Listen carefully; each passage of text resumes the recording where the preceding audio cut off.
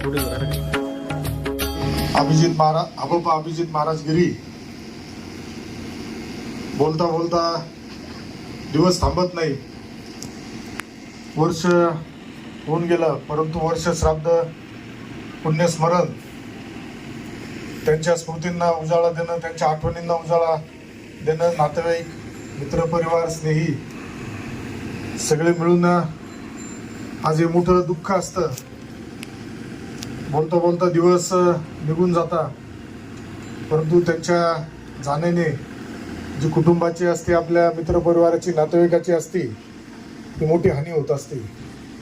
परंतु जितके दिवस ते जीवन जगले, ते जगताना कुटुंबाला, नातेवाईकाला, मित्रपरिवाराला कशा पद्धतीने ते उपयोगी आले, कशा पद्धतीने त्यांचा सहवास लाभला, हे सुद्धा खूप महत्त्वाचं असतं. निसर्गाचा नियम आहे, आला त्याला जाणं आहे.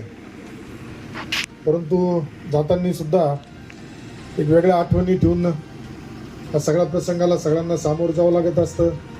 कोणाचे वडील असतात, कोणाचा मुलगा असतो, कोणाचा भाऊ असतो, दुःख मोठं असतं.